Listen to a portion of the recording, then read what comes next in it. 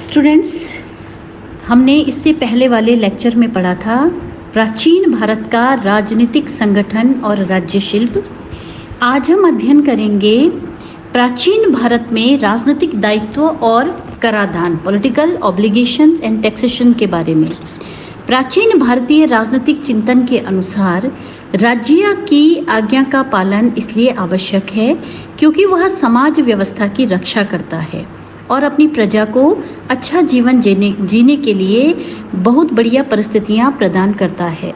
यदि राजा अपने कर्तव्य से विमुख होकर प्रजा पर अत्याचार करने लगे तो उसके साथ कैसा बर्ताव किया जाए, इस पर भी विचारक एकमत नहीं थे। मुख्य मान्यता तो ये थी कि ऐसी हालत में प्रजा को राज्य का त्याग कर देना चाहिए या ऐसे राजा का वध करके उसके अत्याचारों से मुक्ति प्राप्त कर लेनी चाहिए। महाभारत में भी कहा गया है कि यदि राजा प्रजा का उत्पीड़न करने लगे तो प्रजा का कर्तव्य है कि उसे सिंहासन से उतारकर उसके बंधु बांधवों में से किसी उपयुक्त पात्र को सिंहासन पर बिठा दें। शतपथ ब्राह्मण और ऐत्रेय ब्राह्मण ग्रंथों के अंतर्गत ऐसे अनेक राजाओं का विवरण है जिन्हें अलोकप्रिय होने के कारण राज्य से हटा दिया गया था। जातक कथाओं में वन, नहुस, सुदास, सुमुख, निमि नाम के नृशंस राजाओं का विवरण है जिन्हें अपने प्राणों से हाथ धोने पड़े थे। कर के बारे में हिंदू विचारकों का मत था कि यह प्रजा को जीवन और संपत्ति की सुरक्षा प्रदान करने का मूल्य है। कोई भी जनता राजा को कर क्यों देती है? ताकि राजा उसके जीवन और संपत्ति की सुरक्षा कर सके।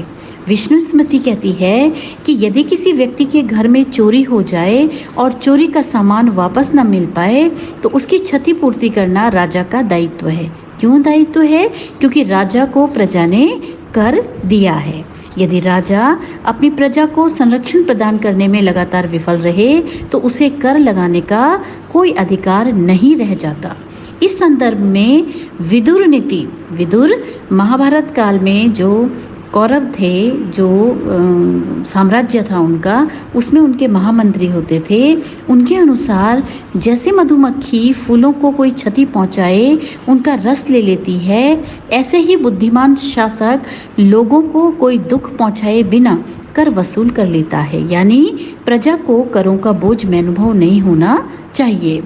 महाकवि कालिदास ने रघुवंश के अंतर्गत लिखा है कि उत्तम शासक मेघ या बादल के समान है। वह किसी से कुछ इसलिए लेता है ताकि वह दूसरों में बांट सके। यानी जो राजा के राजनीतिक दायित्व हैं और कर लेने की प्रोसेस है, उसे जस्टिफाई करने के लिए प्राचीन विद्वानों ने अनेक उदाहरण प्रस्तुत किए हैं। कहने का मतलब ये है कि प्राचीन जो भारतीय राजनीतिक चिंतन है उसमें राजा का दुष्ट होना, राजा का प्रजा के अहित में होना, ये स्वीकार्य नहीं है। इस राजनीतिक चिंतन में एक बड़ा मोड़ तब आया जब भारत में बौद्ध धर्म का प्रचार और प्रसार हुआ। इससे भारतीय राजनीतिक चिंतन में नया मोड़ आ गया क्योंकि यह धर्म ईश्वरवादी नहीं था, निरीश्वरवादी था। इसने वर्ण व्यवस्था या जाति प्रथा का खंडन किया। इसने कहा जाति और वर्ण व्यवस्था से समाज में वैमनस्य पैदा हुआ है, ये नहीं होना चाहिए। इन्होंने मठों की स्थापना करी और भारत में पहले ऐसे संगठित धर्म की नींव रखी जो धर्म शास्त्रों पर आधारित नहीं था।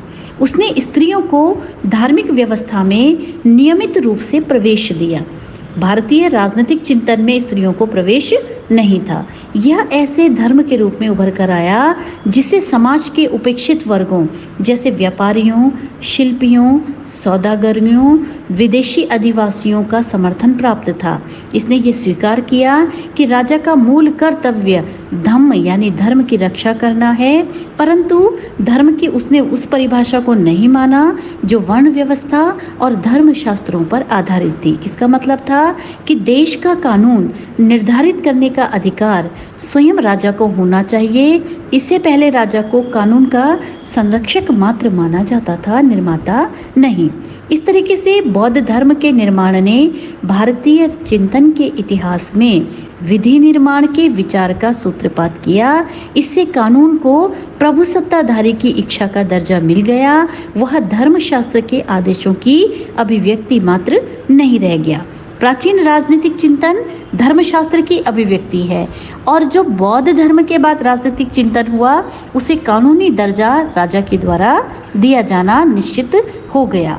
बौद्ध धर्म ने जनसाधारण की इच्छा को राजनीतिक सत्ता का मूल स्रोत मानते हुए राज्य की उत्पत्ति के कॉन्टेक्स्टिक थ्योरी का अनुबंध मूलक सिद्धांत का समर्थन किया। इन सब परिवर्तनों के बावजूद हिंदू राजनीति सिद्धांत पर बौद्ध धर्म का बहुत सीमित भी प्रभाव रहा। इसने ब्राह्मणों की सत्ता को चुनौती दी परंतु क्षत्रियों की सत्ता को कायम रखा। इसके अलावा इसने देश के राजनीतिक जीवन में वैश्यों के महत्व को स्थापित करके सत्तारूढ़ वर्ग की संरचना में परिवर्तन ला दिया। तो इस प्रकार से निष्कर्ष रूप में हम कह सकते हैं कि प्राचीन भारतीय राजनीतिक चिंतन में शासन के सिद्धांतों, शासन की कला का तो बहुत अच्छा निरूपण है परंतु ये चिंतन विवरणात्मक और उपदेशात्मक शैली में है, जहाँ तर्कशास्त्र, नैतिक दर्शन, ज्ञान मीमांसा और तत्व मीमांसा के क्षेत्रों में भारतीय चिंतन के अंतर्गत इतना विशद रूप उभरा। राजनीति चिंतन के क्षेत्र में यहाँ विविधता नहीं दिखाई देती। फिर भी यहाँ असहमति का नितांत अभाव है। जहाँ मनुस्मृति और कौटिल्य अर्थशास्त्र के अंतर्गत मोटे तौर पर ब्राह्मणवाद की परंपरा को आगे बढ़ाते हैं, वहीं शुक्र नीति और याज्ञवल्क्य स्मृति के अंतर्गत ऐसी कुछ मान्यताओं को चुनौती भी दी गई है। मनुस्मृति तो दैवीय उत्पत्ति के सिद्धांत को स्वीकार करती है कि राजा ही सर्वश्रेष्ठ है, किंतु शुक्र नीति कहती है कि राजा 3 प्रकार का होता है। सतोगुणी राजा जो देवताओं से उत्पन्न है वो कोई त्रुटि नहीं कर सकता। रजोगुणी राजा जिसका उत्पत्ति मानवीय अंश से होती है वो कभी कभी कोई त्रुटि कर सकता है। तमोगुणी प्रधान राजा जिसकी उत्पत्ति राक्षसों के अंश से हुई है और वह गलत काम कर सकता है और अंततः उसका वध करना ही उचित होगा। तो इस प्रकार से हम कह सकते हैं कि प्राचीन भारतीय राजनीतिक चिंतन में विविध विश्वासों, मान्यताओं, प्रथाओं के प्रति सहिष्णुता की भावना तो थी किंतु एक ही कसौटी पर कसकर सही या गलत ठहराने की प्रवृत्ति नहीं उभर पाई। इससे बहुलवादी समाज के विचार को बढ़ावा मिला। अंततः हिंदू परंपरा के अंतर्गत प्रचलित मान्यताओं और लोकाचार को इतना महत्व दिया जाता था कि यहाँ बौद्ध धर्म के आविर्भाव से पहले विधि निर्माण के विचार को विशेष प्रोत्साहन नहीं मिला। यही कारण है कि परंपरागत भारतीय राजनीतिक चिंतन के अंतर्गत प्रभुसत्ता, इच्छा, उपयोगिता, समानता जिसको हम कहते हैं सोवर्निटी, विल, यूटिलिटी, फ्रीडम और इक्वलिटी की वैसी संकल्पनाएं विकसित नहीं हो पाई जिन्होंने यूरोप में आधुनिक राज्य के उदय को बढ़ावा दिया। तो एक कथा सरित साग आता है, उसमें कहा गया है कि राजा का महत्व क्या है।